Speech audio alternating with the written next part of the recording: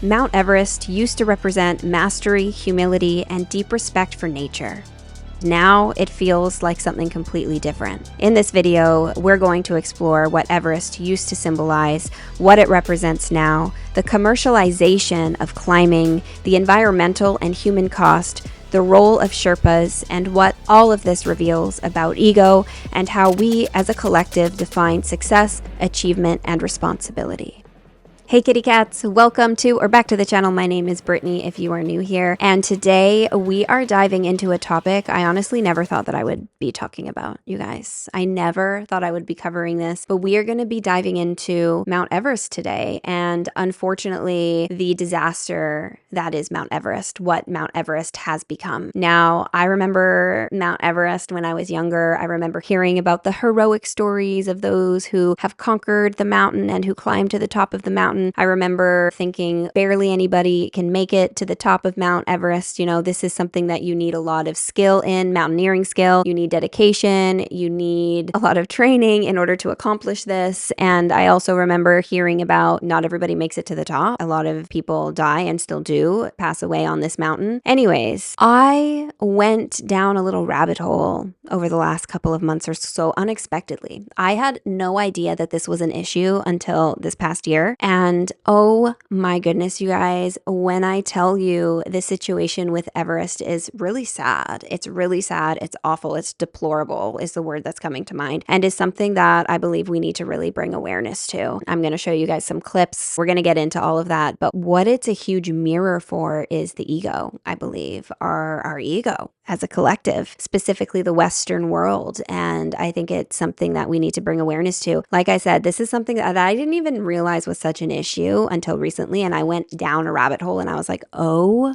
my goodness, this is awful. And I'm going to be honest, when I was looking through these clips and doing my own research, it brought me to tears at one point, just seeing how the mountain is being treated and disregarded and just being used as like a prop or a backdrop or a badge of honor that you can wear saying, I climbed Mount Everest. And it just feels like there's so much ego involved now. It's so much ego involved in more than one way, which we're going to dive into. It's sad, you guys. So get cozy, get comfy, grab your coffee, grab your tea, buckle up, because this one is a bit of a doozy. So without further ado, let's dive in. So for those of you who don't know, I'm sure you know this already, but just a quick little definition, or not definition, but just a quick little information in case you don't know. Mount Everest is located in the Himalayas on the border of Nepal and Tibet. Majority of people climb Mount Everest on the south side, which is the side of Nepal. It is climbed in Tibet as well, I believe, but majority is on the south side, and then the north side is Tibet. And Mount Everest is known to be the tallest mountain in the world above sea level. It's not actually the tallest mountain in the world, which we're going to talk about later. There is another mountain that's technically taller, but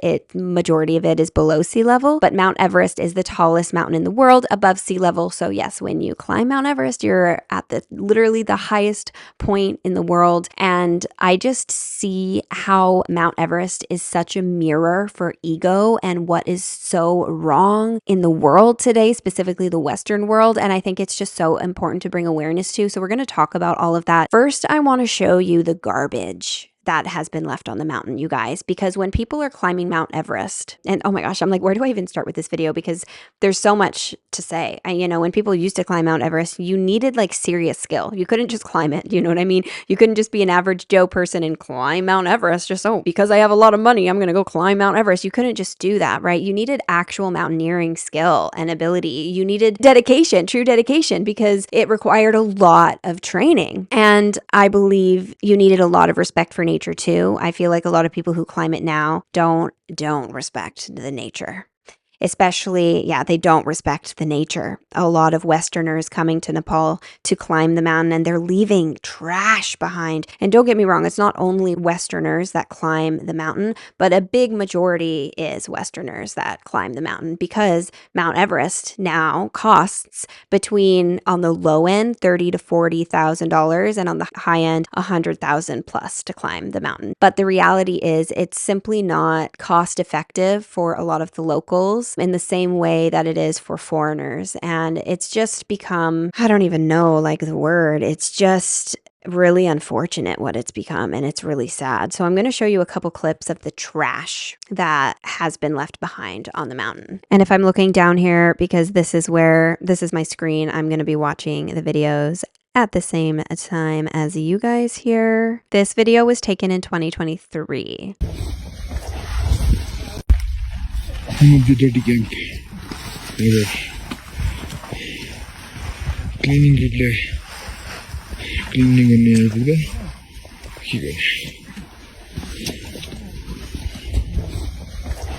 And it reads, shocking footage has revealed an accumulation of garbage at one of the base camps of Mount Everest. Mount Everest has been referred to as the world's highest garbage dump, with tons of waste estimated to be left behind on the mountain, including piles of empty oxygen bottles, food waste, sanitation pads, empty tents, and human feces, which is disgusting. And we're going to get into the feces part in a moment, but this waste, you guys, is polluting the mountain. It's polluting the mountain and it's affecting the locals, and it's awful. This is one of the base camps, but with Mount Everest, I believe it's base camp, camp 1, camp 2, camp 3, camp 4, something like that. The lowest camp is base camp, the highest camp is camp 4, and from camp 4 you then summit to like the peak and then come back, and camp 4 and above is known as the death zone, because literally when you're at such a high altitude that you can't acclimatize, humans can't acclimatize, so literally your cells are dying minute by minute, like every second you're up there. So you can only last in the death zone for a certain amount of time before you have to climb back down, which is why they call it the death zone. Anyways, we're going to get more into that later. But this garbage issue, this is a video of simply the base camp, but this is an issue on all of the camps, primarily the higher camps as well, because it's harder to bring back your shit from the higher camps because you're so exhausted from climbing the mountain that you can't bring it back down. People can't bring it back down. So they're so tired. And obviously you're going to choose your own life over bringing garbage back down. You know what I mean? Like if it was a life or death situation and you don't have it in you to carry things back down, you want to, come back home to your family and your friends and whatever. So I understand leaving that behind. However, personally, I don't think people should even be in those situations in the first place. I believe personally, if you can't carry your shit back down, you should not be climbing the mountain, period. There should be no shit left on the mountain. And I'm going to show you another clip here, because in this next clip, I literally see Coke bottles. You guys, Coke bottles. And there was another clip that I saw where there's literally alcohol bottles left on the mountain. Like, what are you doing? Bringing up Coke bottles and alcohol bottles for your own craving, just to leave that shit behind on the mountain for the locals to have to deal with?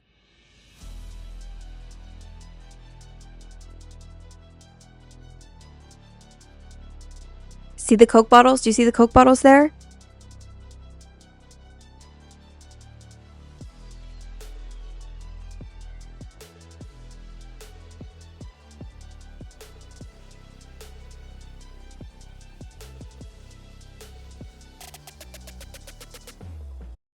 So, it's one thing, and this shouldn't even be a thing either, but it's one thing to leave behind like oxygen bottles and things that are actual necessities, but to be leaving behind like Coke bottles and stuff like that, I just, this should not be happening, period. It should not be happening. I feel like if you're going to summit the mountain, you shouldn't be able to if you're unable to bring your trash back down. So I'm going to show you another clip of a woman who I'm going to show you a couple clips of her. Go show her some love, okay? She is Michelle versus Humanity over on the TikTok. She has quite a few videos on Mount Everest. She's clearly passionate about this. So yeah, I just want to say that. She's going to talk about the cleanup scheme that the Nepali government tried to put in place to help bring the garbage back down, which has failed time and time again. And something else that I want to say too, a lot of people say, oh, just close down the mountain, clean it up, and then reopen it when it's all clean, which unfortunately is not feasible for the locals because they depend on the income the mountain brings. So again, this is something that clearly has been happening for a while now. It's an issue now because it's piled up.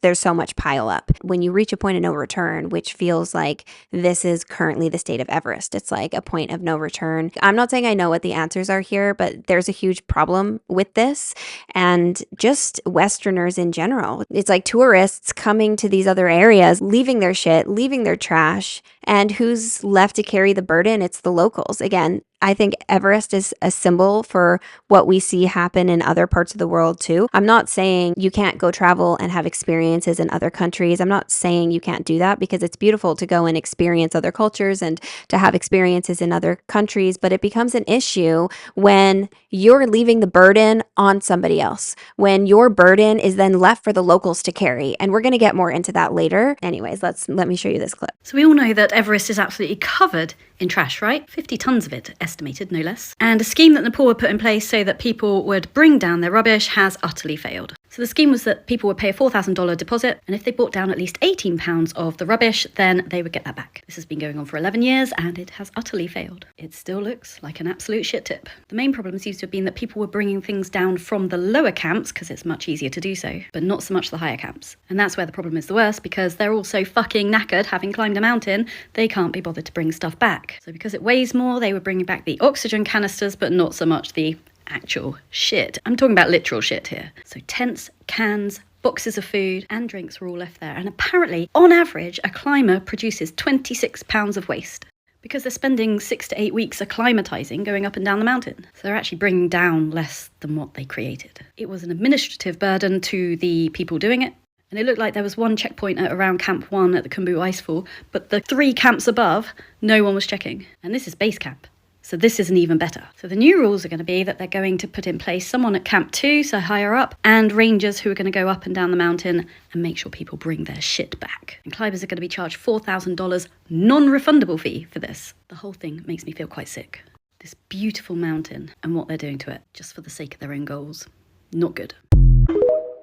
Yeah, I totally agree with everything she just said. And to have people monitoring other people, make sure you bring your shit back. Like these mountain workers that are up there literally risking their own lives, because it is dangerous. It is so dangerous up on that mountain. It is so unpredictable. Temperatures change like that, which can be devastating, avalanches, et cetera, et cetera. So to have more mountain workers having to be working on the mountain simply to tell people to bring back their own trash and shit, in my opinion, is disturbing. You know, what this shows me, people that are climbing the mountain, a big majority of people climbing the mountain don't actually care about the earth, don't actually care about the mountain. It's like they're using it as a backdrop. Just, oh, I'm just going to leave my shit, my litter all over you, and I'm going to climb to the top of you. I'm going to summit you. I'm going to whatever. For what? For accolades, for, you know, whatever sense of accomplishment it brings you, which we're going to dive more into that later too, because it makes me question why do people feel the need to climb Mount Everest? Don't get me wrong. I want to make it clear. I don't necessarily believe every single climber is in their ego in this way. However, I think the majority currently are subconsciously, which is something to acknowledge as well, because I think a lot of this is ignorance, you know, as a collective, as a society, when we have normalized something, we are then blind to the blind. We're blind. We then have blind spots, right? And we're blind to the damage and the harm it can bring upon Mother Nature, upon others when we normalize something. And I think that that's what we see here. I think that climbing Mount Everest has become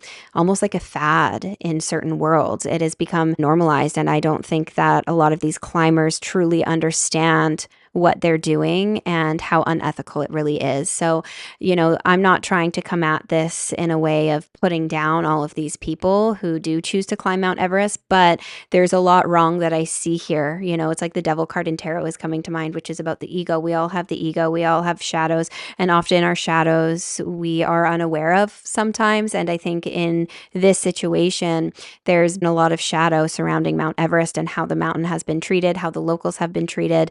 And I feel like it's come to a point of no return where a lot of it is so in your face now that we can't ignore it anymore. I was shocked. Like I said, you guys, I was shocked when I came across this. I didn't even realize that this was an issue. And again, this problem didn't just appear overnight, right? Clearly, this is something that has been ongoing, but because it wasn't so in your face before, it was easy to bypass, which again is another mirror for society in general. It's so easy to bypass things if the repercussions are not so in your face. Just sweep it under the rug. Oh, it doesn't doesn't matter. It's not a big deal. But then down the line, it's the accumulation, right? It just gets worse. And I think that Everest is a mirror in so many ways, which I'm going to speak to throughout this video. Anyways, let's talk about the poop, like the literal shit that is being left on the mountain. Because as humans, you got to go. If you're regular, you probably go at least once a day, give or take. It's different for everybody. And I don't know exactly what regular is on the mountain, but regardless, to climb Mount Everest, like even now, it takes 6 to 8 weeks is the average, give or take, based on my research. And the reason is because it takes time to acclimatize. You are walking back and forth between camps to acclimatize to the altitude, which is really, really important. When you get, side note, when you get up to Camp 4, because I believe it's base camp, Camp 1, 2, 3, 4, Camp 4 to the summit is considered the death zone. I believe it's 1/3 of the amount of oxygen that we receive here at ocean level. So literally when you enter the death zone, you're only able to stay there for a certain amount of time because you're literally dying while you're in the death zone. You only have a narrow window to actually summit to the top of the mountain. And a lot of people die on the mountain in the death zone and throughout the whole mountain, starting even at base camp. So anyways, we're going to dive more into that after, but let's talk about the poop, right? People are on the mountain for a long time. And before I dive into it, what it makes me think of is just humans. Like sometimes, man, as a collective, we are like an infection. We are like an infection. Mount Everest, the highest point in the world, is not even safe to our shit, literally. The highest point in the world is not even safe from our shit. Is not even safe from our garbage. It's not even safe from our litter. Again, very symbolic. And when you're on the mountain for that long, obviously you got to shit. You know what I mean? Like obviously you got to shit and you got to pee and whatever. However, shitting on Mount Everest is not like shitting in the forest, right? When you go to the bathroom in the forest, your shit will decompose and will act as fertilizer and go back into the earth, and that's all beautiful. However, at high altitudes, it doesn't happen. Your shit freezes, especially above base camp. I feel like the shit issue is less of an issue at base camp. It still is an issue at base camp, but especially Camp 1, 2, 3, 4, at the higher levels, it's even more of an issue because the temperatures are so cold. Your human waste simply does not decompose the same way that it does at lower altitudes, period. It doesn't have the ability to. Therefore, feces can remain frozen for decades. So think about all of the climbers that climb Mount Everest prior, because before this was an issue, because right now the Nepalese government has tried to set up parameters around it, like bringing shit bags, and people have to bring their shit back down, and all of these things that they're trying to do to control the issue. But before it was an in-your-face issue,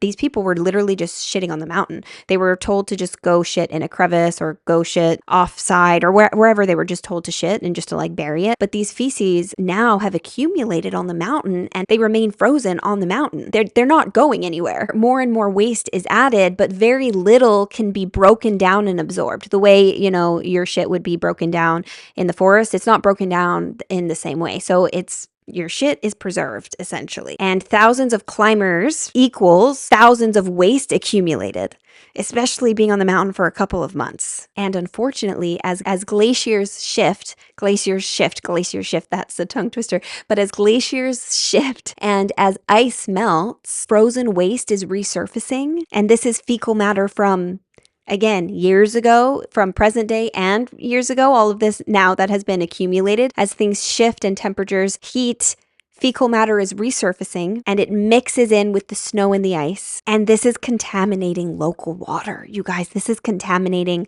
local water. Local communities rely on glacier water. So literally these Westerners are coming, shitting in their water. It's affecting the local communities. Like I don't even know what more to say to that. It's utterly disgusting. So it's not just about the mountain. It's literally affecting people's health. And again, not their own health, right? They're going for their own personal goals, aspirations, so that they could come back home and say, look at me, look what I did. I conquered Mount Everest, the highest mountain in the world, while leaving behind their garbage, leaving behind their shit, and contaminating local communities. And when it comes to this garbage and shit, guess who's left to clean it up? It's the locals, unfortunately. The local workers are left with the dangers of cleaning it up. As, you know, that woman's video mentioned, getting workers to go between the camps, even to regulate, to tell people to take their own shit home. For one, local people are having to risk their lives to go up to clean and carry all of these bags of garbage down with them, which is no easy feat on Mount Everest. So not only are they doing that, but now they have to go and supervise people. Make sure you take your shit home with you. Make sure you take your garbage home with you. So the locals are collecting human waste and trash and transporting it off the mountain, which risks lives. This is physically dangerous and it's degrading. It's like these wealthy climbers creating an issue and the locals being left to deal with it. And again, I feel like this mirrors so much in other parts of the world as well. Did you know that in 2010, a group of Sherpas and guides went up to the death zone in Everest to try and clear it of all the rubbish? They did a documentary on it, and I'm going to talk to you about it now. So if you've not watched it and you want to, you can save this video to watch afterwards. So it starts off by showing clips of the rubbish. Loads of it. I don't even know what that is. And they're talking to one of the Sherpas who's saying he's even left rubbish up the mountain because it's genuinely that difficult to come down just without it. So they've put together this group of people who are going to go up to the death zone. And their mission isn't just to bring down the rubbish, it's also to bring down 2 dead climbers. A Swiss climber called Gianni Goltz, and I think it was a Russian guy called Sergei Duganov. The whole team is led by someone called Namgyal Sherpa and another guy called Chakra Kaki. So there's a bit where they show dead body parts at base camp. I've done a video on this right before this one if you want to see that. So at the very beginning, there's a massive avalanche. So really quickly, the dead bodies that she's referring to, I decided not to show the clip because you see like a dead body in the clip. But basically, similar to the waste issue, it was dead bodies decomposing and that waste also getting into the water stream, which is absolutely disgusting. And this was an issue at base camp where they weren't allowed to remove the body parts. It was body parts that were resurfacing on the mountain at base camp. So they're literally camping out next to dead body parts. And this is an issue throughout the whole mountain. There's a lot of dead bodies on Mount Everest that simply they cannot recover because in order to recover the bodies would risk other people's lives, and you're not going to risk your own life to recover a body. There are bodies that are recovered, don't get me wrong, but a lot of them are not recovered simply because they're unable to recover them, which is something we're going to get into after. But literally people are climbing over dead bodies to reach their goal, which I think is another huge symbol, which we're going to talk more about later. But anyways, diving back into this clip here. There's a massive avalanche. 3 climbers do die, but no one in the team that we're following. And what they say is that in the death zone, there's 100,000 pounds of rubbish. And that's between 1953 and 2010 when this was filmed. 4,000 climbers have done this. So there was a support team that was bringing supplies from base camp to camp 2, and they find an abandoned backpack. They search all over and very sadly find a body nearby. So this guy's losing his voice, and the reason he's losing his voice is because they're melting the ice water that's on the mountain, but it's contaminated because of the rubbish. So it's affecting him. He's getting ill because of it. So anyway, they're climbing up the Lhotse face from camp 3 to camp 4, and there's a massive storm that comes in, and everyone but 2 turn back. They're finding it too hard. And this guy, this is Namgyal, who is one of the leaders of the trek. He finds Sergei, which is one of the bodies they need to bring down, brings him down on his own completely, 500 meters, and then he's shattered. He's so tired and just ill. And he felt really abandoned because the other guy that was with him didn't want to even look at the dead body, so he left him to it. Anyway, once the weather is better, they all go up and they get Goltz, who's the other dead body they need to get. So they eventually get both the bodies down to 6,600 meters, which is still really high for a helicopter to get to, but they do it. Anyway, because one of the climbers is too heavy, they have to do it one at a time. So this guy they put into the helicopter, then it goes down, drops it off, comes back. And then with the second guy, he's attached underneath and he's swinging along underneath. Anyway, then it's the actual litter pickup. And there's all these discarded flags, oxygen canister, bottles of alcohol. I'm judging a little bit here. All this stuff. And they have to try and bag it up and get it down the mountain. Bearing in mind they're in the death zone where they can barely breathe themselves. They are literally dying. This is them carrying it down ladders over the Khumbu icefall. Look at this! My jaw dropped when I saw this clip. My jaw dropped. Like, this just sends chills down my spine to see the local worker. Look at the local worker literally risking his life on a little ladder like that, because that's a lot of the terrain on Mount Everest. Hey, baby, come here. You can come sit here, but you can't sit on my laptop. And he's literally carrying waste of wealthy people who are climbing the mountain, and some of them do this many times. And we're going to talk about the local mountain workers in a moment as well. Apparently some of them did 8 different trips over the Khumbu icefall to get that rubbish all down. Each of them were carrying between 50 and 100 pounds worth of rubbish. In total, 4,000 pounds of rubbish was brought down the mountain. So a success that year, but I wanted to know, did it stay that way? Had people started bringing their own stuff down the mountain so it didn't carry on? But no, I did a news search for it. And pretty much every year, there's an absolute ton of shit left up that mountain. So although it helped in that particular year, it's probably not going to have helped overall. So it's called Everest Death Zone. It's narrated by Patrick Stewart, lovely voice. And in the UK, it's on Amazon Prime. So Nepal has been requiring climbers to carry waste bags and to bring down their shit and to bring down their waste. However, unfortunately, it's not something that is fully working or solving the issue. And this is all relatively recent, which just kind of, again, shows you how bad it's gotten. This is not a problem that has just happened overnight. This has been happening for a while now. And as a result of bypassing, as a result of not really looking at the issue, now it's something that we simply can't ignore. Now, symbolically, I'm not saying that all climbers are bad or all Westerners are evil or selfish. However, I am noticing a pattern. I'm noticing a pattern that shows up globally, which is people from wealthier countries who arrive with money, access, entitlement, extract an experience for personal gain, personal achievement, personal success. And then what happens? The locals then absorb the damage. They're the ones stuck with the burden. They're the ones who suffer and deal with the long-term consequences. And that pattern is not new. Everest is just a very in-your-face example. You can't ignore it anymore. This is what happens when people take without tending. And in my opinion, what's left behind or unacknowledged says a lot more than what was achieved. And again, I don't think it's necessarily bad. It's not inherently bad to go to another part of the world to experience something or to appreciate something about another part of the world. There's nothing wrong with that. However, the issue is when your achievement comes at somebody else's expense and there's no giving back. It's seemingly just going and taking. It's gross energy.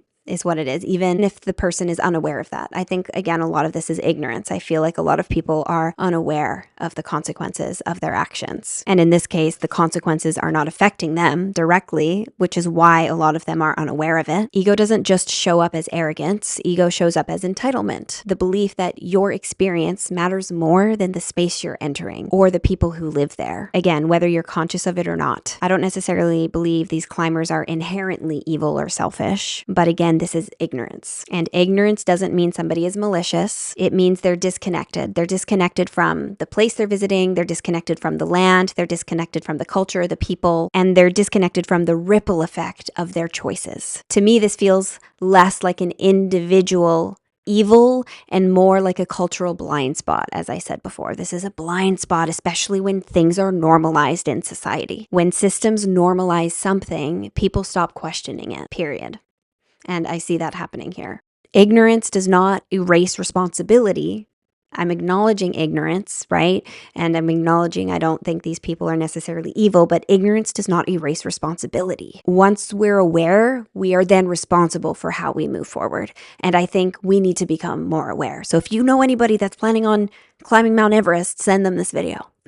So now I want to talk about Sherpas. A lot of people use the word Sherpa or Sherpas to describe the mountain workers. Now, while a lot of the mountain workers are Sherpa, Sherpa is not the correct word for mountain worker because they're two different things. Sherpa is actually an ethnic group of people that live locally. Sherpa refers to an ethnic group from the Himalayan region of Nepal. The word comes from Shar, which equals east, and Pa, which equals people, basically meaning people of the east. Sherpa. Sherpas migrated to Nepal hundreds of years ago, and they settled in high altitude regions near the mountain, which is actually quite interesting because this makes them uniquely adapted to high altitudes, which I think is super cool, which is why some of the most skilled mountaineering, if that's the right word, mountaineering people of the world are of Sherpa descent, or they are from this ethnic group. So they have genetic adaptations that allows for more efficient use of oxygen oxygen, and better tolerance for altitude sickness. So because of this, early expeditions on Everest have relied heavily on Sherpa knowledge and strength. And over time, Sherpas have become essential to Himalayan mountaineering. But that doesn't mean all Sherpas work on Mount Everest, okay? Some of them are farmers, some of them live traditional lives, some of them never climb Mount Everest ever.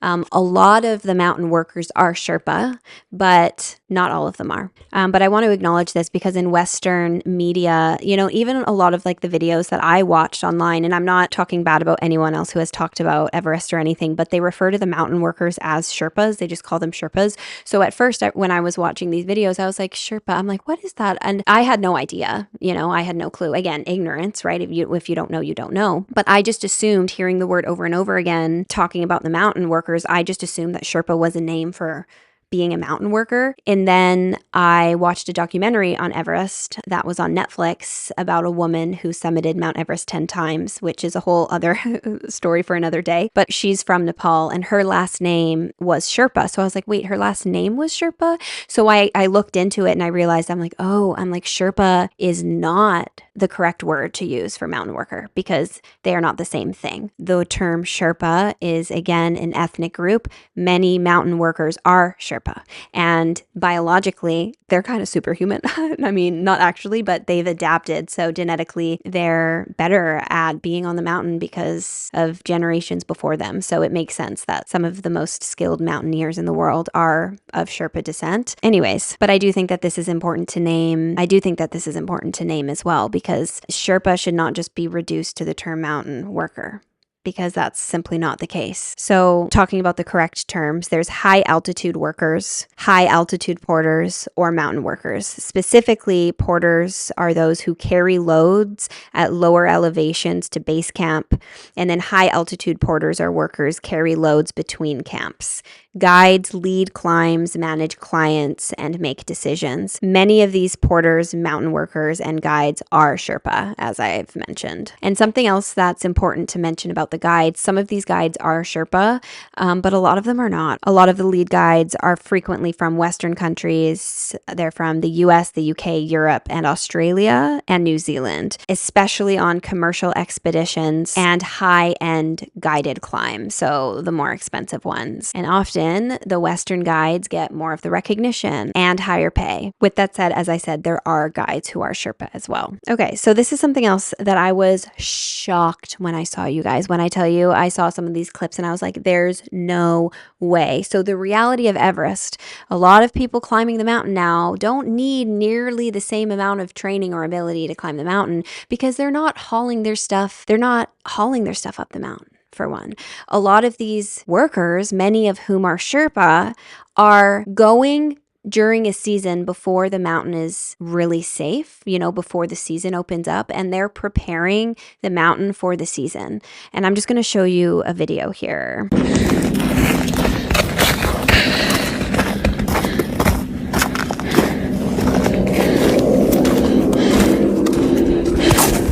don't care what's in that. How? And I'm going to show you one more here. Warning, this is controversial. Watching this made me realize I don't need to summit Mount Everest. I could never stand there and watch someone else carry all of that. Watch till the end. Yeah, and I agree with this.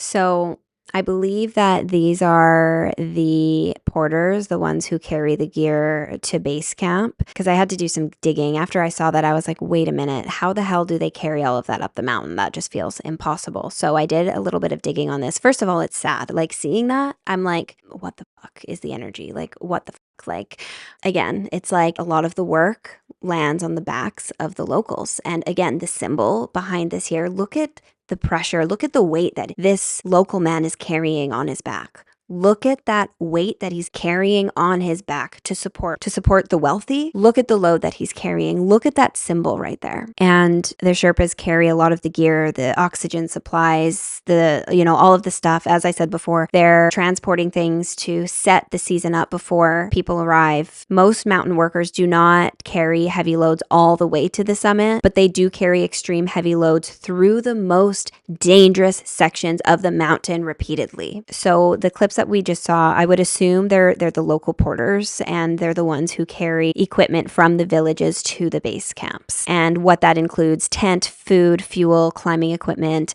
weighing around 30 to 60 kilograms, which is about 65 to 130 pounds plus.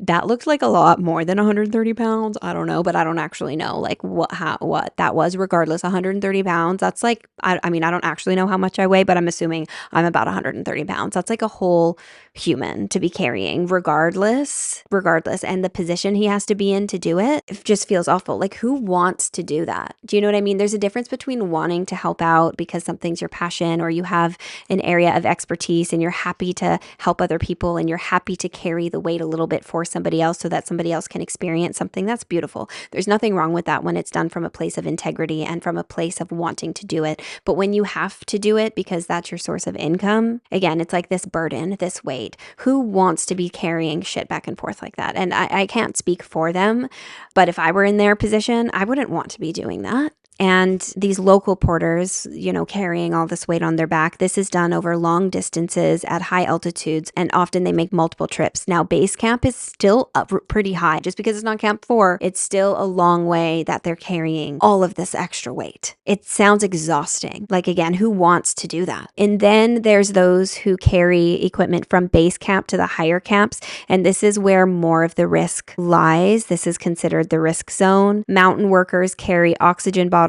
They fix ropes and ladders, and they transport supplies between the camps. They make multiple trips through I'm going to pronounce this wrong, the Khumbu Icefall, which is considered one of the most dangerous parts of the climb. And again, they do this multiple times. And they also carry it through avalanche-prone zones, crevices, and collapsing ice areas. This is where many of mountain workers' fatality occurs. It's often during this point when they're preparing the season, because they often do this earlier in the season before conditions stabilize. And again, they're doing it to prepare the route for others, so it's easier for others. Carrying the equipment, even between Camp 1, 2, 3, 4, that's very dangerous, you guys. Like, I'm not going to show all of the clips I was looking at because I went into a rabbit hole, but some of the areas where they have to pass through is scary. Like, even watching it, I was like, oh my God, I'm afraid even watching this. And imagine doing that, not only with yourself in your little bag, but with a lot more equipment. And unfortunately, a lot of porters, they take on heavier loads and they do more trips because they get paid per trip and per load, or like how heavy the load is, how much they're actually carrying. Basically, more risk equals more income.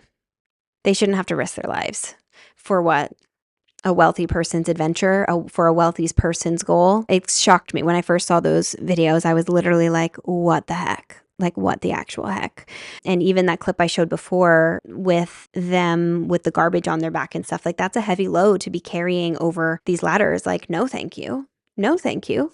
But unfortunately, they have to do it. And, maybe some of them do enjoy it. I can't speak for all of them. But again, I'm speaking to the shadow that we need to acknowledge here. Western climbers, wealthy climbers, those who come to summit, they carry a lot less weight. Everyone is required to carry their own smaller pack, but all the heavy lifting is essentially already done for them. And of course, they're avoiding the unstable conditions. They summit and climb the mountain after conditions have stabilized. So they're not risking as much. But again, a lot of the wealthy are the ones who get the glory, the ones who make it to the top. They're often the ones who get the praise when all of these workers in the background is just that. They're in the background. The mountain workers are expected to prepare the mountain, absorb the danger, and then fade into the background, as I just said. Literally, they're carrying the weight of others' ambitions. Like, again, think about that symbolism for a moment. The local people often carrying the burden for what? For the Western glory, so that others can stand at the top and summit and claim their own victory. It feels really off and backward to me. And I understand that regardless, climbing Mount Everest Everest is probably difficult, regardless. However, I believe the wrong people are getting the recognition, the wrong people are getting the glory. And a lot of people nowadays who are climbing Mount Everest don't need nearly the amount of skill that you once needed to actually successfully summit the mountain. Okay, so now let's talk about the death zone. I mentioned this already earlier. It's the area of Mount Everest that's above 8,000 meters, so above 26,000 feet, which honestly, like when I try to picture that in my mind, I'm like, I don't even know how big that is. Like it feels so high to me that I can't even visualize it in front of me, but super high. And as I said before, there's not enough oxygen for the human body to survive long term. So literally when you're in the death zone, your cells are dying off, like you're literally already dying, which is why you're only able to be up there for a limited amount of time before you have to come back down. It's called the death zone because even somebody who's healthy, even somebody who has amazing skill, who has trained a lot, is still susceptible to death simply from being exposed for too long. So I'm going to show you some photos here, or I'm going to show you some clips here. Okay, so this is a clip of a girl who just got back from being in the death zone. This girl, I believe, is 16 or 17, you guys. I think she was climbing it with her parents, and I went through a rabbit hole of her videos. I can't show a lot of her videos because there's like music in the background, but you can just see like she looks like death, like she looks like she's dying in this video. And this is a stitch, so there's somebody else that's talking in this video. But anyways. I just got back. Like she barely could speak, you guys. And I'm not, trying to shame her in particular, but just the reality of like what these people are putting themselves through. It makes me question why? Why are you doing this? Like why? It feels like some of these people need to prove a point or punish themselves. And again, I'm not saying every single person is going in with that mentality. And I believe, again, like a lot of people who feel like they need to do this, I believe maybe there's subconscious wounding there, like subconscious wounding of needing to prove themselves for whatever reason, subconscious wounding of like maybe they don't feel worthy and maybe they only received love as a child if they proved themselves of their worth, which might manifest later as doing these extreme things to prove themselves worthy, right? And this is just a generalization here. I'm not speaking to this girl in particular, but I think that a lot of people, who are unaware of their own shadow, sometimes it can manifest in this way because a lot of the deaths on Everest, which I'm not going to get into the deaths, but I watched a lot of videos of people who passed away, and almost every single video that I saw, the reason why they passed away was because their ego got in the way. There's multiple stories where the Sherpas are like, you can't go on, like you should not go on, you need to go back down, and they don't listen. They spent too much money. They still want to go. They don't listen. They don't listen to the advice of the mountain workers, many of whom are Sherpas and have a lot of skill and knowledge. It's like discarding the knowledge. Oh, just because I paid a lot of money, I deserve to do this. People whose ego got in the way. And there's many stories of this. And I'm not going to get into the individual stories because regardless whether their ego got in the way or not, it's sad, right? And a lot of these people have families still that are now the ones who are suffering the loss of their loved one. But essentially, there's so many stories where a person's ego got in the way. They dismissed the advice of the knowledgeable mountain workers, didn't listen to them, continued onto the summit and ended up dying as a result. For some people, their death was a result of an avalanche or something that was simply completely out of their control, but a good number of them was ego. And there's a lot of different stories. So if you're interested, I'll let you do your own research when it comes to that, because I'm not here to talk about the individual stories of death, but I do want to show you some clips of the death zone. And to me, the death zone also just like is another symbol. It's to reach the top, a part of you has to die. And there's an eagle flying as I'm saying that. Like in order to reach the top, a part of you has to die. At what cost are you reaching the top? And I have full chills as I'm saying this. In order to reach the top, in order to climb the ladder, again, this is a symbol for, I'm thinking of like corporate America, or you know what I mean, whatever it is, people who are really at the top, at what cost? And how long are you staying at the top? Because in the death zone, if you're at the top for an extended period of time, you die. In order to get to the top, a part of you has to die. It's like your soul is deteriorating. And also, talking about the dead bodies they have to walk over, because there's like, and I'm going to talk a little bit more about this after, but to get to the summit, you literally have to walk over dead bodies because, as I said before, a lot of the bodies they're unable to extract from the mountain because it's simply too dangerous. So people are literally walking over dead bodies to get to the top of the mountain. What else does that say? To me, it's a symbol of who are you willing to walk on top of in order to reach the top? What are you willing to shove aside and ignore, right? Because that's devastating to have to walk over a dead body. You know what I like? I can't even imagine to reach your goal. What does that symbolize in the bigger picture? A part of you has to die. What are you actually willing to sacrifice to reach the top, for one? And for two, what are you willing to actually walk over to reach the top? It's questionable to me. Anyways, let's watch the rest of this.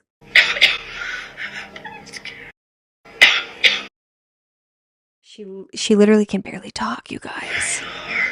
She calls it the death zone, but how dangerous is it really and why? Well, to date, 340 people have gone to climb Mount Everest and haven't made it back. Death zone is the part of the mountain above 8,000 meters, and it's not uncommon for hikers to actually see bodies on their journey there because the conditions are so extreme that they can't even be recovered. The reasons people don't make it back from Everest include avalanches, exhaustion, falls, and high altitude sickness, including extra swelling in the brain and fluid building up in the lungs. Overcrowding on the mountain can increase these risks, causing queues to the summit, which is why the Nepalese government is trying to control that, being tighter with the permits. Would you try it?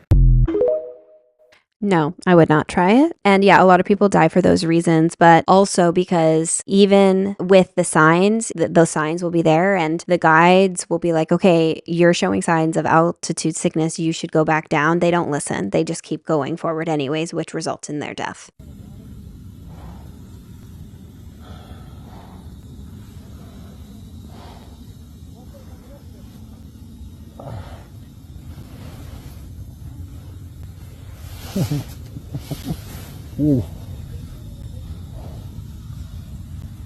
Like life at death zone, like to me, they already look like they're just like, I don't know, you guys, it just doesn't appeal to me at all. They look lifeless already, you know, and I'm sure it feels awful being up there. Like you're literally dying when you're in the death zone anyways. We have just arrived at Camp 4.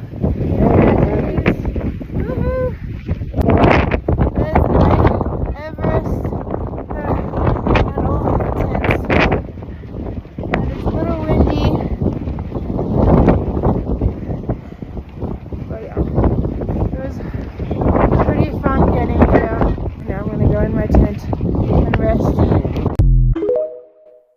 She said it was pretty fun getting here. I don't know. That doesn't look fun to me. And you could just see, you know, even like the damage to the skin, which again, you know, if you're into these extreme sports, of course, that's going to come with stuff like that, right? I'm not 100% against doing these things. What I'm against is what this has turned into and how it has become so accessible to simply the wealthy. And it just feels like actual mountaineering skill and ability is completely out the window, which it's like, what's the point at this point? You know what I mean? What's even the point if you got up to the mountain, but you did so on the backs of others, is what it sounds like to me. To me, that doesn't feel like a true accomplishment. Again, there's nothing wrong with receiving help from others. Like it's a beautiful thing if somebody else wants to help you out so that you can have an experience.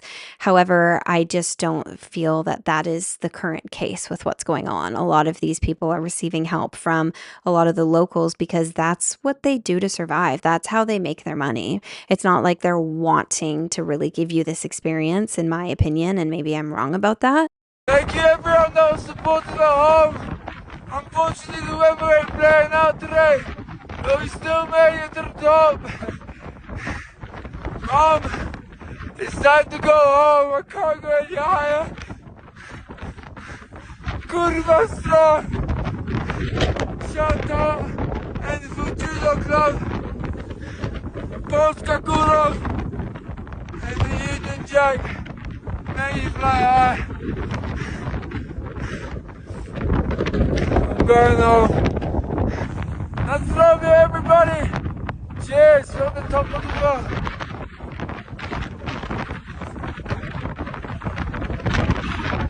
Let's go home. Like even watching that video, like that was somebody at the top, like, and this is not me trying to criticize his appearance in, you know what I mean? Like saying he's ugly or anything like that, but his skin, like it looks, I'm like, I don't know if that's what the beginning, I mean, I don't know what the beginnings of frostbite look like, but his skin literally looks frozen. Like his nose and his cheeks and he looks frozen. Like, that can't be good. That simply can't be healthy for you. Ugh. Ugh. So another thing that I wanted to talk about is the lines to the summit and traffic jams that happen. In my opinion, that should not be a reality on Everest. And what I mean by lines or traffic jams is, especially when you get to Camp 4 to the summit, you can really only summit. There's like a narrow window of time because, for one, you can't be in the death zone for a certain amount of time. And for two, you can only summit when the weather allows for you to summit, because the weather is very unpredictable, especially at that high of an altitude. So a lot of people at Camp 4, they'll try to summit the mountain often around the same period of time. And what that leads to is traffic jams on the mountain where people are lined up after each other waiting to summit. And that can be so devastating because when you're, and I'm going to show you some clips of what that looks like, but when you're in a traffic jam, if the weather switches or something switches quickly, you're not all going to be able to get down fast enough. That can turn catastrophic very, very quickly. And again, in my opinion, that should not be a reality on Everest. Like, if you are waiting in a line to summit the tallest mountain in the world, it's become too easy. And hey, this is not me saying it's easy now. Like, of course, it's still challenging regardless. However, if there's a line to summit, there shouldn't be a line to summit. There should not be a line to summit Mount Everest, because in my opinion, to summit Everest, you should have the ability to really do it on your own, carry up all your own equipment. And for those who are actually able to do that, it's going to be a lot less people. It's not just going to be people who have the money to pay for an experience, to be guided up, to have somebody else carry up all their stuff for them. Therefore, it wouldn't lead to lines on the summit. You know what I mean? So I'm just going to show you the clips of some of the traffic jams here. So this is known as the Hillary Step.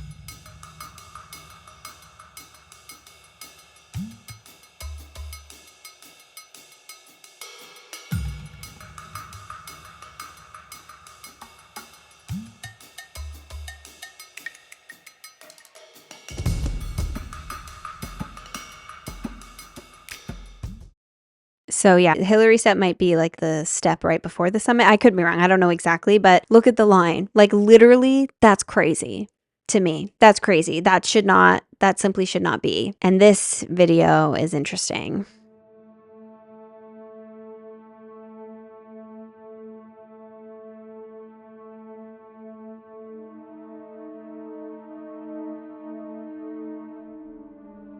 Climbers are debating the ethics of allowing so many climbers on Everest, especially considering how dangerous it is.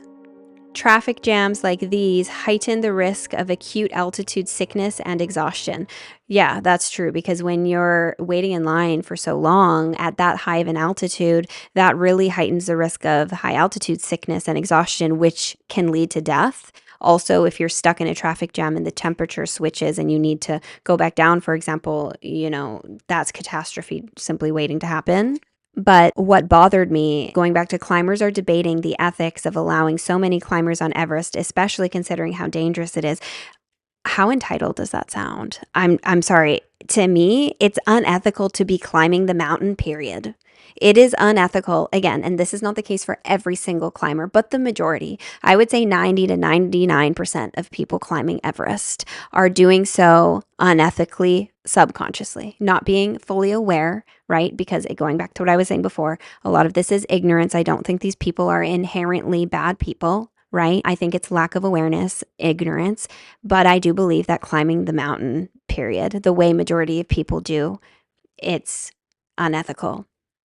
So to be saying, oh, they shouldn't be allowing this many people and saying that's what's unethical. I mean, I do understand that to a certain degree. It's like allowing X many of people to make money, whatever. But I almost got angry. Like, you're looking at this the wrong way, in my opinion. Most of these people probably shouldn't be climbing the mountain, period, anyways, because most of these people are probably climbing the mountain unethically in the first place. So in my opinion, the problem is not necessarily, this wouldn't even be a problem if people were climbing it ethically to begin with. Does that make sense? So that kind of like grinded my gears a little bit seeing that. I was like, Ooh, I was like, I don't know, that just doesn't sit right with me. So, I mentioned climbing over dead bodies. I want to talk about this a little bit more. So death has literally become a part of the landscape on Mount Everest. There's landmarks known as green boots, Sleeping Beauty, which is literally dead corpses, and they're landmarks along the course that you have to walk over. You can't ignore it. And these people have gotten names. Those are just two examples, green boots, Sleeping Beauty. There's other landmarks as well, but these bodies remain because recovery is, again, extremely dangerous, and moving them risks lives, which is what I was mentioning before. In my opinion, though, there's something deeply disturbing about bodies becoming landmarks on a mountain. People literally stepping over the dead to reach a personal goal. And this brings forward the question, what are we willing to ignore to keep climbing? What are we willing to ignore to reach the top? And again, this is a symbol for a much bigger issue in the collective, symbolizing the world at large, people who want to reach the top of whatever.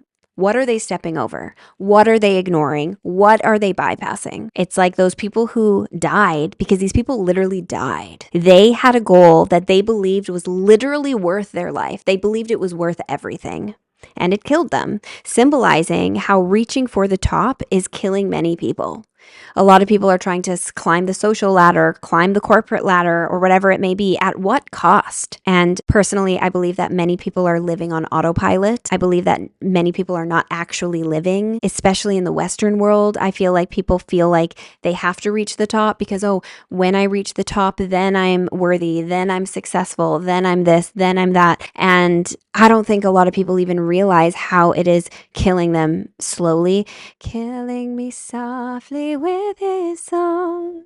That song is just coming to mind. It's like killing me softly. It's like killing people slowly on the inside with his song, the devil's song, the temptation, striving for power, for success, so that they can achieve whatever in hopes for what? Accolades, in hopes for recognition, in hopes for being seen. And these bodies are named, they're walked past, it's normalized. It's become a part of the normal landscape on Everest. It's like people are desensitized. I can only imagine that people who go to climb the mountain now, they don't actually realize how much of a risk it actually is, because nobody ever thinks they're going to be the one that dies. Nobody thinks it's actually going to be them, right? So I want to show another clip here. This dude is going viral because of what he did when he was climbing Mount Everest. So this right here is a line of people that are trying to make their way up Mount Everest. And I'm willing to bet that some of these people don't have what it takes to actually do it. They really just want the clout. But there was this guy. His name is Gelje Sherpa, and he has more than what it takes to climb Mount Everest. He was guiding a private client up Mount Everest when he saw someone in distress near the summit. So the dude almost made it all the way up, and instead of continuing his journey, he rolled the guy up in a sleeping mattress, gave him oxygen, and then strapped him to his back and trekked 6 hours down to safety. He said that he had made the decision to cancel their client's trip to the summit so that he could bring down the man safely before he had died there alone. He carried him all by himself the whole way, and a rescue team awaited them. The guy's an absolute hero, and you can find him on all platforms. Give him a like and a follow if you see him. That makes me emotional. I didn't think I would get emotional again. I got emotional a few times as I was putting all of this stuff together, seeing the garbage and, this man. I feel like he's a true hero.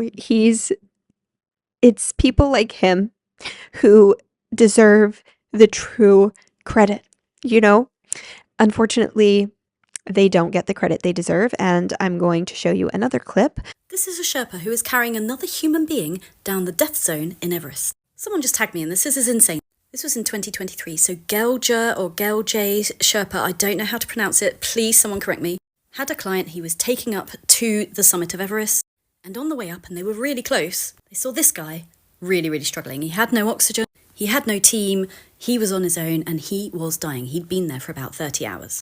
And I'm not going to try and pronounce this particular name because I haven't got a clue. So I'm going to write it across the top. But these guys decided to save him and stop their own summit attempt. So he's literally carrying him alone for about 500 meters, which is a long way when you're going vertical downwards. Eventually they meet up with another Sherpa, and between them they take turns carrying him down to a level where a helicopter could eventually pick him up. But But there's controversy. When he did a thank you post, he didn't include Gelja Sherpa's name. He included his own Sherpa support, but apparently then he was getting negative comments. He then went and blocked Gelja from social media. He got so much backlash. And then eventually he unblocked him, thanked him, all a bit too little too late really. But apparently this guy now does his own expeditions, and I'm sorry, not a f***ing chance I'd go with him. He's lost 8 fingertips already. So yeah, what do you reckon? Would you go on a trip with him? So just, you know, I'm glad that this man has received the recognition that he deserves, but the controversy that sparked with it, I think speaks for itself. You know, unfortunately, a lot of these people are overlooked. They're not appreciated. They're not respected.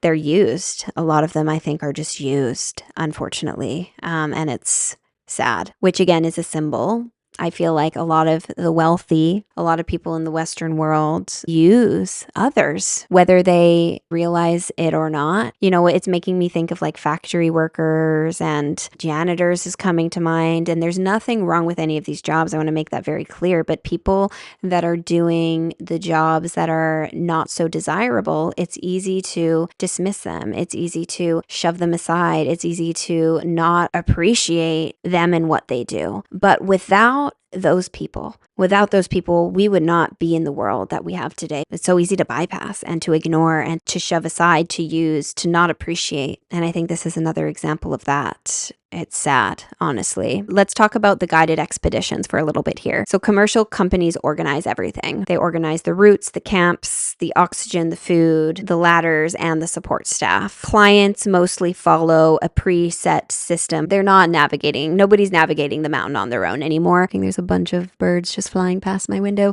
Nobody's navigating the mountain on their own anymore. And these expeditions are largely for wealthy clients, not necessarily highly skilled mountaineers, which again is something else to talk about. There's been a shift from skill-based to money-based, unfortunately, which we see in the world as a whole in other areas as well. In many cases, money now replaces experience. If you can pay, much of the difficulty and risk is managed by others. And the Sherpas, the mountain workers, the porters, they often get between $4,000 and $10,000 per climb, but really they can only rely on one summit per year or per season, which is not a lot of money in the big scheme of things, especially knowing that these mountain workers have to purchase their own gear and equipment, which is expensive. Think about the oxygen and all of these things that they have to purchase. And if you're summiting Everest, you're going to want good equipment. You're not going to want to cheap out on that stuff. You're going to want to purchase good equipment. So think about that for a second. The money that they're making. Think about the money that it costs, 40,000 to 100 grand. And they're only leaving with 4,000 to 10 grand. That's it? Risking their lives? That's all that they're making? And, you know, as I said before, the porters, I feel like that's separate. They get paid separately for just bringing the gear. I'm referring to the Sherpas and the mountain workers who assist with expeditions and with reaching the summit. If you have a group of people and they're all paying at the low end 40 grand each and you're only leaving with 4,000 to 10,000, it feels like a slap in the face to the local community. It's disgusting. The large guiding companies take the majority of the money. Again, it feels to me like they're being used. The Sherpa people, they're being used. They have knowledge, they have skill, right? Some of the most skilled mountaineers in the world, and they're being used. Again, and this reflects a larger issue at the world at large. I feel like a lot of people who, depending on where you were born in the world, the family you were born into, the location, all of which are out of your control. If you were born in a situation that was where you have less privilege, unfortunately, it's easier to be taken advantage of. When you're in positions when you need more money and jobs are limited or whatever it may be, it's easier to be taken advantage of. Many high altitude workers earn a small fraction of what the clients pay, despite taking on the greatest physical risk. So again, who makes the real money? It's the big guiding corporations, not the local workers. Even highly skilled climbs are now forced into the commercial system, unfortunately. So you can't just climb it on skill alone anymore. It's been completely commercialized. And you know, it got me looking into, I'm like, do locals even have the ability to climb Mount Everest? It's like many many locals have the skill to climb Mount Everest, and many do, who are, especially those who are working, like many of the Sherpa people who are working as mountain workers, many of them summit multiple times because they're on expeditions helping others and, risking their own lives. But far fewer have the financial access to do it for themselves. Like if it's something that they want to go and experience, unfortunately, because it costs so much, a lot of them simply don't have the money to do so. Many of them do summit the mountain, but it's not for personal achievement, it's for work. They're primarily serving another person's goal. So who's actually climbing the mountain nowadays? It's the wealthy, the privileged, people coming from outside of the culture. Again, not that there's anything inherently wrong about that. I think it's beautiful to go to another part of the world and to appreciate another's culture and to immerse yourself in it and to experience another culture and to have that experience. There's something actually really beautiful about that when we're able to share our culture with each other and experiences with each other. But again, with this current imbalance present, it takes the beauty completely away. It's like, to me, it's just so imbalanced now, which I've already spoken to. It's unfortunate. And for many of the locals, especially Sherpa and Tibetan cultures, Everest, it's called Shamalong. Oh, I'm going to say it wrong. I'm going to put the word up here. Shamalongma. I'm sorry. I'm definitely pronouncing that wrong. That's what they know the mountain as. I saw another documentary where the woman was talking about it, and I totally butchered that pronunciation. But Everest is considered sacred land. It's not considered a challenge to be overcome. The mountain is seen as a living presence. It is seen as a home. It's a home of spirits, and it's something to be honored, not conquered. Traditionally, climbing the highest peaks was avoided, or it was approached with prayer, ritual, humility, and the locals ask for permission before climbing the mountain. They don't just climb it. To them, it's not something to just conquer. They literally ask permission. And I believe there are rituals that they do perform before climbing the mountain as well. Again, it's sacred to them. It's not just a goal or an obstacle, not a trophy, and not something meant to prove human dominance. For the people living there, Everest is not something to conquer. It's something to respect. Yeah, and it just makes me question, like, why do some people feel the need to climb Mount Everest? Is it an ego boost? Is it to prove a point? Is it to feel powerful? As I said before, I feel like a lot of it ties into subconscious wounding. I do believe some people probably do have a soul calling to climb Mount Everest. I'm not saying that that doesn't exist, but I do think that is fewer and farer between. Unfortunately, I feel a lot of people who are climbing it now are doing so unconsciously for the wrong reasons, especially in the world that we live in. We're not taught our self-worth. A lot of people are seeking outside of themselves. A lot of people don't actually feel enough. They feel enough when they accomplish this, when they conquer this, when they have this achievement that they can show for. It's sad. And a lot of people end up dead as a result of this. And another thing is social media culture and achievement culture. It's something to show on their social media, using Everest as a trophy. Look what I did. Look what I accomplished.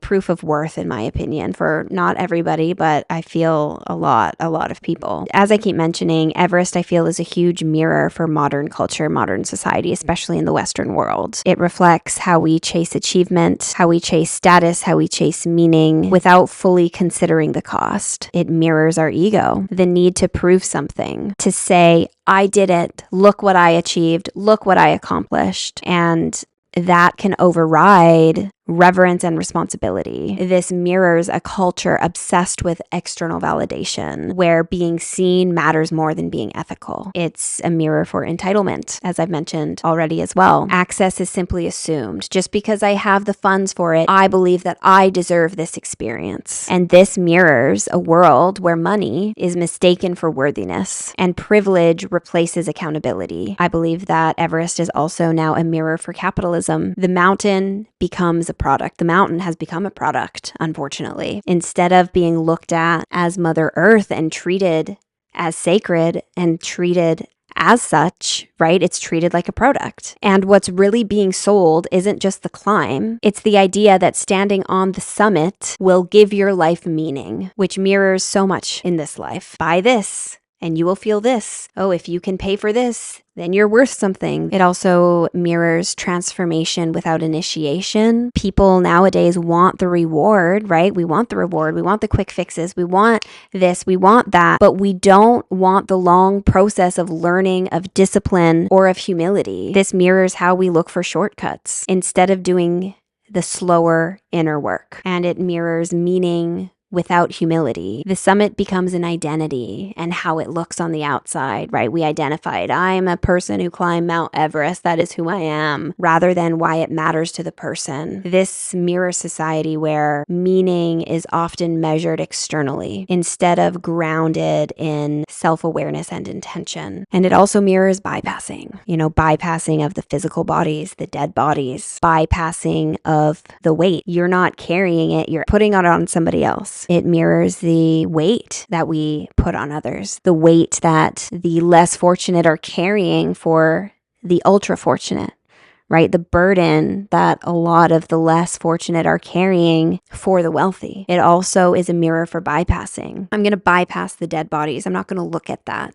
I'm going to ignore that. It mirrors what we often bypass as a collective, what we're not willing to look at, even if it's like right in our face. Standing on the mountain might feel powerful, right? I conquered Mount Everest. But the real question is, who paid the price and at what cost? Which mirrors life and climbing to the top of things in life in general. It's like, okay, you climb to the top of the corporate ladder or whatever ladder, but at what cost? Who did you have to step on to get there? Our culture glorifies certain achievements without looking at who you had to use or walk all over to achieve it, to get there. And I feel like people use Everest as a status symbol. There's another clip that I want to show you here. You've summited Mount Everest 6 different times. I have.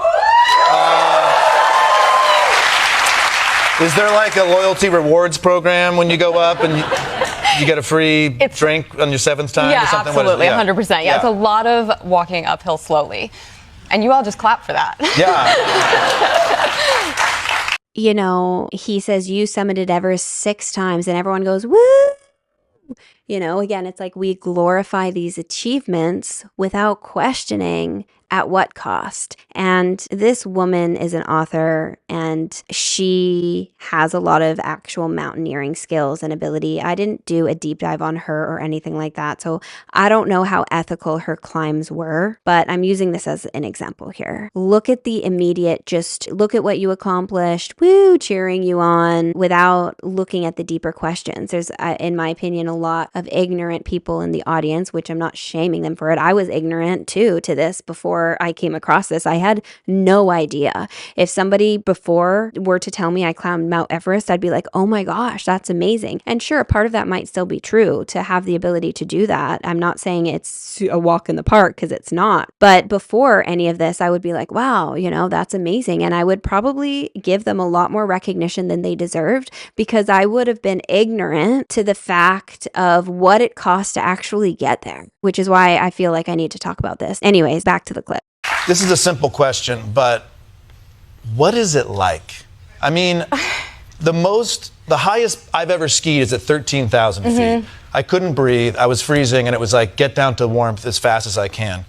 Camp 1 is at 19,000 feet, and Mount Everest is 29,000 feet. What is it like to be up there? I mean, it's really like your experience, but everything is harder. So you had 6 beers with lunch right before you hit the slopes? 6 beers with lunch, 100%, yeah. No. But it's addicting because so many of the characters in your book, yourself included, organize their entire life around this action. And that includes letting everything else in one's life go to shit in a lot of ways. Yeah, definitely. I mean, I think that there's this idea that when you go and you get that achievement and you receive those accolades, you want to go back and do it again. Yeah. But it also feels pretty empty. And interesting. That's a weird sort of dichotomy. Why does it feel empty? You did the thing. I mean, it's never enough. Right. Okay, so I haven't read her book. I don't plan on reading her book, so I can't speak to what she talks about in the book. Maybe she talks about all of these issues in the book for all I know.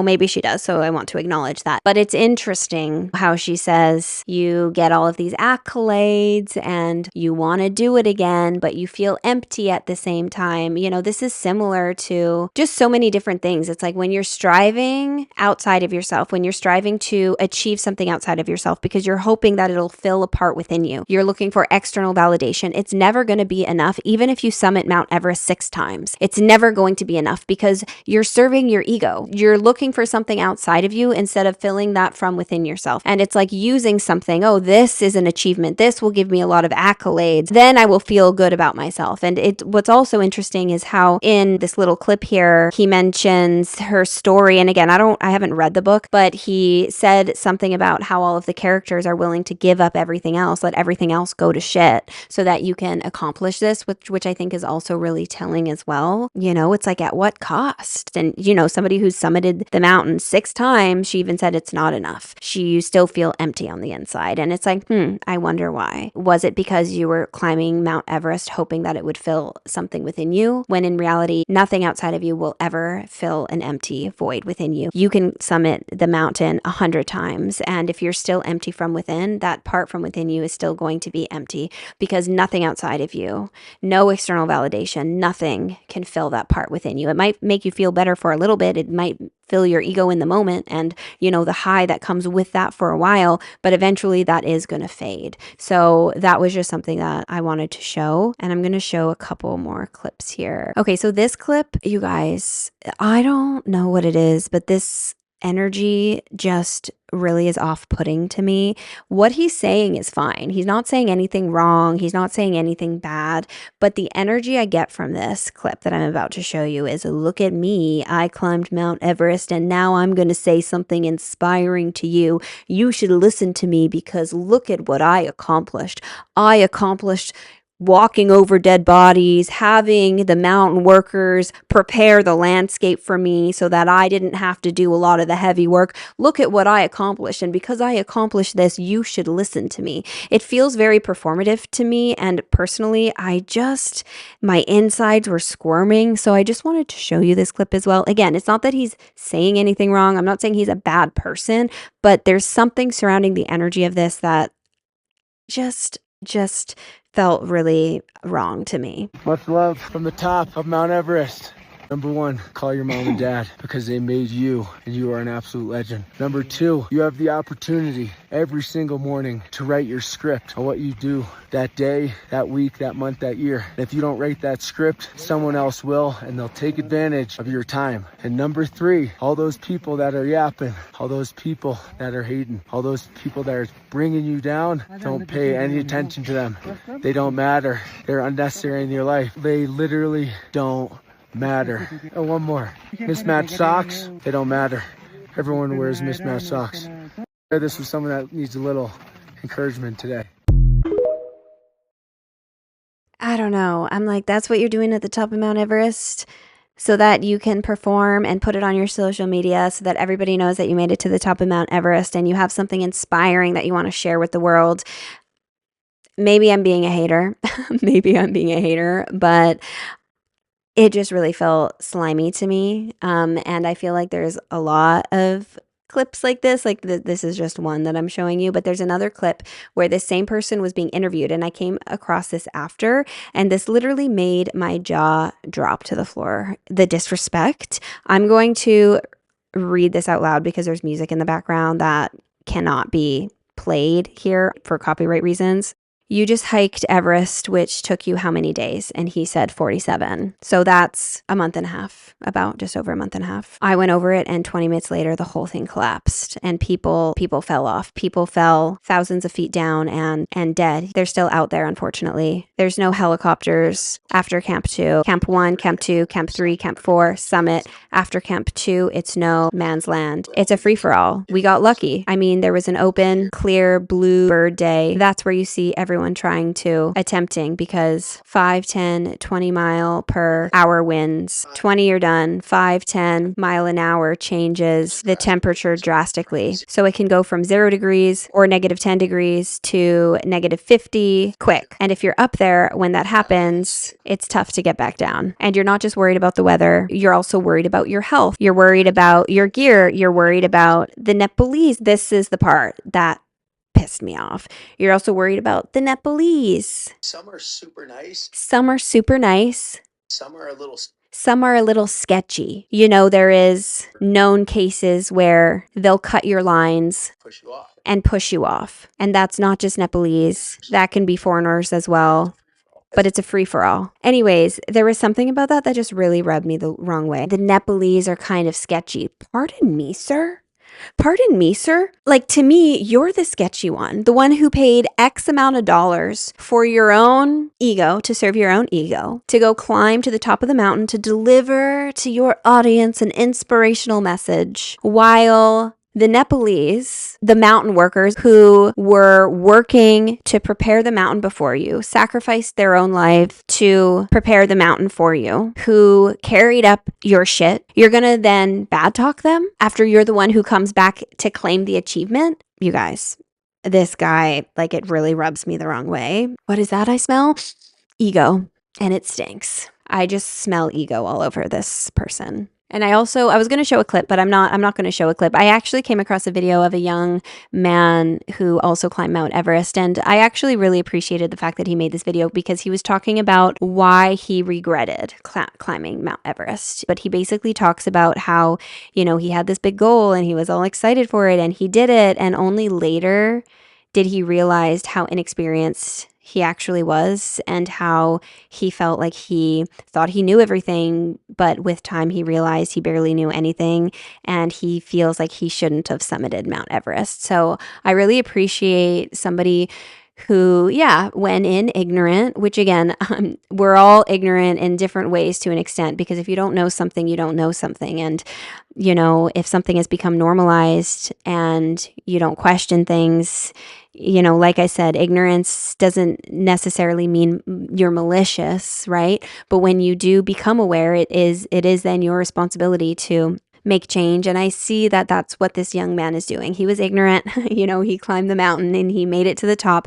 And later it was kind of an ego death, you know, is how I would describe it, where he realized, wow, I didn't have the skills. There's a lot of stuff that I should have known that I'm only learning years later that I didn't know at the time when I climbed the highest mountain in the world. It makes the achievement feel a lot less.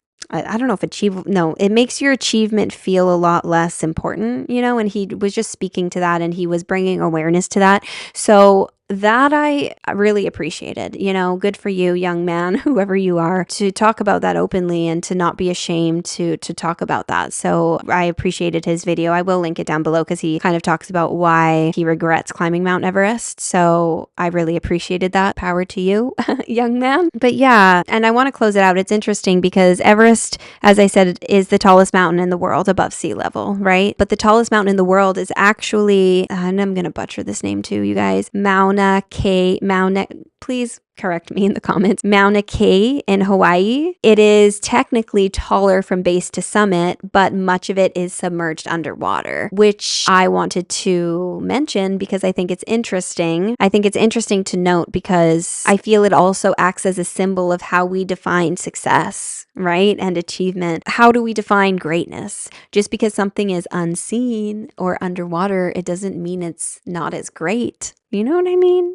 So that was just something that I wanted to add in as well. Yeah, so I'm going to leave it there, you guys. You know, this Everest story, we can relate this to a lot of other things in life. Again, Everest is an in-your-face example, but it mirrors so many things, as I mentioned throughout the video. And I think it's really important to ask yourself with anything, it's like, why am I choosing to do this? Why do you choose to do certain things, whatever they may be? What is actually driving you? Is it your ego driving you, or is it my soul driving me? And sometimes it's hard to know the difference when you are disconnected from that inner voice, when you are seeking outside of yourself. It's important to ask yourself, like, what am I trying to prove here with this? Am I trying to prove anything, or am I doing this for me? Who is actually paying the price of our achievements? And what does true respect actually look like? So just important questions, I think, that we can bring to our everyday life. Nobody's perfect. Like I said, we're all ignorant to a certain extent when it comes to different things. So I'm not bringing this up to shame those who have climbed Mount Everest, because I feel a lot of people who have climbed Mount Everest are probably ignorant. They probably have no idea. You know, they probably, to a certain extent, really don't realize the harm that it is causing and the consequences that the locals are then left with. And like I said, I was unaware of it myself. I mean, I have zero interest in climbing Mount Everest anyways, but if someone were to come come up to me and be like, I climbed Mount Everest, I would have been like, whoa, that's an amazing achievement. Good for you. Without questioning whose backs were walked on in order to get there. So yeah, I wanted to do a video on this today. So if you made it to the end, let me know in the comments what you thought of this video. I'm thinking of doing more videos like this, you guys, just talking about how the ego shows up in society and talking about these blind spots that I am seeing myself. So I'm curious if there's any other topic or anything that you want me to cover, let me know in the description below. If you made it to the end of the video, give me a little turtle emoji so that I know who made it to the end of the video. Just a little turtle, just keep swimming. Anyways, give me a little turtle emoji, but subscribe. If you made it to the end and you didn't subscribe, hit that subscribe button. Also, you guys, a way to support my channel is to like the video, to share the video, to comment. Any engagement really does help. Also, you can support my work. I have a new bundle of guided meditations that I'm super excited about. I've been putting that together over the last couple of months where I went into a meditative state and I put this microphone just like on a stand right in front of me, and I opened up my channel and I just allowed whatever wanted to come through. So there are 6 guided meditations that I put together in a bundle. If you're interested, you can access that through the link in my bio. Also, you guys, I have a full program, a full 20-week program to help you connect with that inner voice. I have a whole module on the ego. There's multiple lessons on the ego. There's multiple lessons on your intuition, how to differentiate the two, because I feel like we live in a world where a lot of us are disconnected from that voice. A lot of us are ego-driven without realizing it, which, you know, the climbers on Mount Everest, I feel not all, but majority are ego-driven subconsciously. And I'm not blaming anyone in particular. It's simply the result of the world that we live in. So I have a whole course that I put together. If you don't want the full program, you can also purchase the separate modules as micro courses individually. So check those out if you're interested. It's a way to support me. It's a way to support my work. And it's a way to help you get to know yourself better. I poured my heart and soul into these courses and these programs, you guys. I've taken my lived experience and I put it together to help you anchor in deeper with yourself. So check those out if you're interested. Those will be linked also in the description below. I'm sending you so much love. Thank you for being here, and I will see you in the next one. Bye.